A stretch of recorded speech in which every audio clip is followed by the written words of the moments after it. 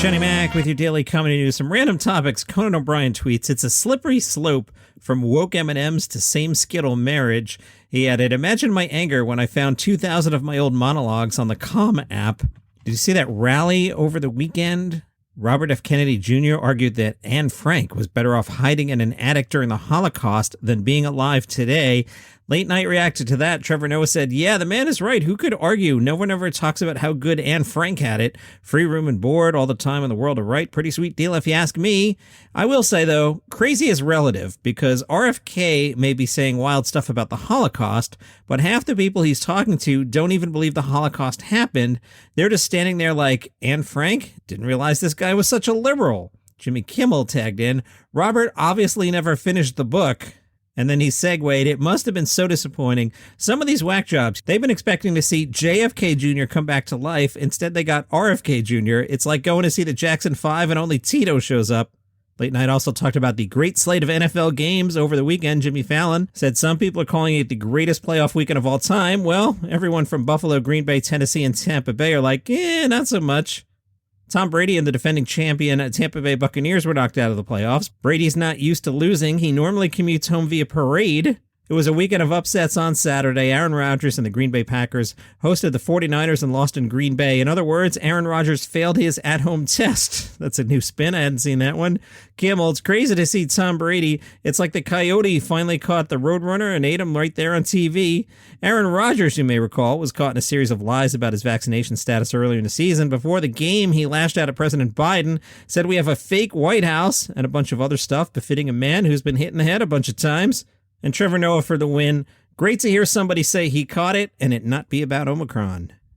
Neil Young wants Spotify to remove his music in response to Joe Rogan. Neil Young fired off an open letter. He demanded his classic collection of songs be pulled from Spotify. He singled out Joe Rogan, saying, "I am doing this because Spotify is spreading fake information about vaccines, potentially causing death to those who believe the disinformation being spread by them. Please act on this immediately today and keep me informed of the time schedule."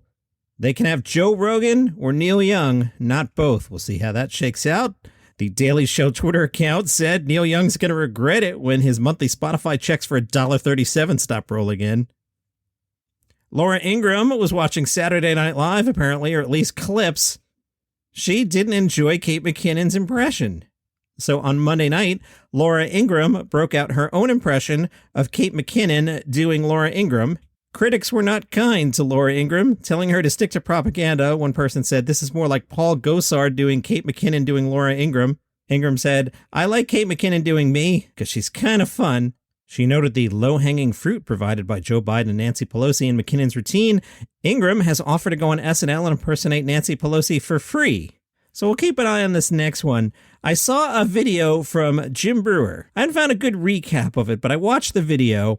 Jim is telling a story. So I took my daughter to Las Vegas, right? And it had this thing of Lady Gaga. So he starts talking about some sort of thing he saw of Lady Gaga. He shared pictures of it. And he goes on to describe something along the lines of, "Look at these boots. They're made out of human skin." Now, I don't know if they're made out of human skin. Perhaps they are, but Jim Breuer was bringing this up. And then he started to explain how Lady Gaga's dress from a certain light looks like a meat dress. Jim goes on to share something, devil worshippers in control of the entertainment industry, something. I'm sure if you Google Jim Breuer, it will come up. We'll see if there's more to that later in the week. Longtime listeners know I love Adam Sandler movies. Well, great news. Netflix is making a sequel to Murder Mystery.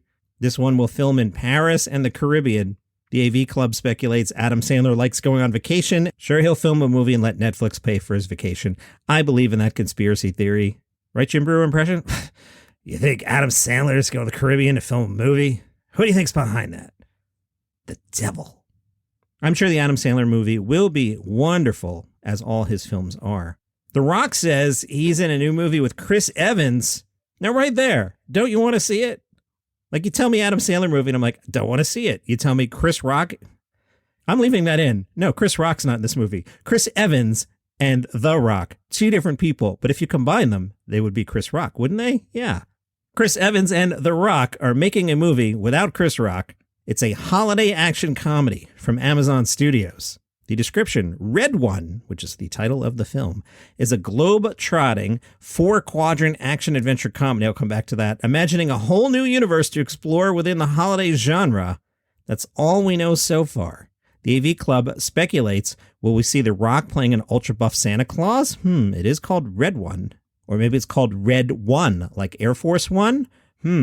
I'm worried about 4-quadrant action-adventure comedy. In film, a 4-quadrant movie is one which appeals to all 4 major demographic quadrants of the movie-going audience. They are males under 25, females under 25, males over 25, females over 25. So we're trying to make a movie for everybody. Wikipedia shares 2 examples of 4-quadrant movies. They are Titanic and Meet the Parents. What? Anyway, 4-quadrant has me a little worried.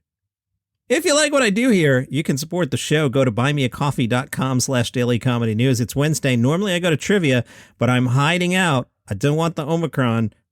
Love hanging out with my buddy Glenn, answering some trivia questions, hanging out at the brewery. Not doing it, but I promised Glenn I would go back to the brewery next week. So here's what you can do to support the show. You can go to buymeacoffee.com/dailycomedynews. Throw any amount you want in the tip jar. I suggest $5. Normally, I take your $5. I go to the National Donuts chain and I buy a large iced coffee with caramel and milk. But if you want, I could take your $5 and next Wednesday buy Glenn 5/7 of a beer at the brewery. If you'd like to participate in the show, you can go to podinbox.com/dailycomedynews and you can leave a voicemail there. I'll collect your voicemail and I'll probably use it on the show.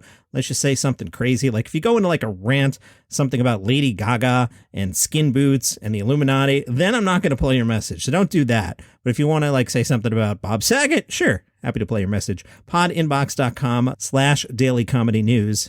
I saw a fun thread on Twitter. It's from Colin Quinn. Now, it's hard to find Colin Quinn on Twitter. The Colin Quinn you're looking for, probably, if you're listening to a comedy podcast, is @IamColinQuinn. Colin Quinn tweets, hate to do this, but Todd Barry doesn't write his own jokes. Josh Gondelman tagged in, huge if true. Todd Barry tagged in, it ain't true, Josh. Quit throwing shade. Kendrick Fulton chimed in, said Todd Barry is a poet, meaning he writes dull poetry, not jokes. That's funny. Jason wrote, not since Hannibal took down Cosby has there been anything like this. Sean Steele, rumor has it Todd Barry buys all of his jokes from Carlos Mencia, and that got tagged with who bought his jokes from Dane Cook.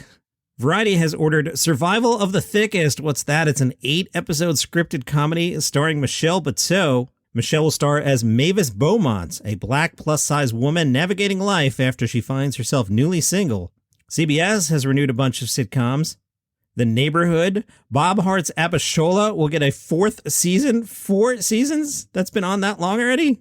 They already renewed Young Sheldon for 3 more years. On the bubble are Be Positive and United States of Al. Now, you know who watches these things? My mom. If CBS airs it, my mom will stare at it. As I'm recording, she's watching The Price is Right now. Drew Carey's been hosting that a long time, by the way.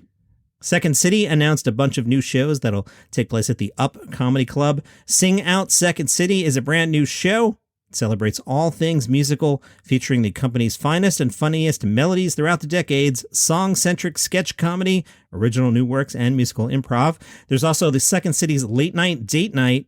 Second City says bring your partner, lover, significant other, spouse, friend with benefits, platonic BFF, or even just your hot self. Is it raunchy? Yes. Will there be lots of saucy innuendo? Yes. And don't forget the Second City's improv brunch. You know what that is? It's brunch with improv. You could have figured that out without listening to a podcast. And that's your daily comedy news. Follow the show on Spotify, Apple Podcasts, Google Podcasts, wherever you get your shows. See you tomorrow.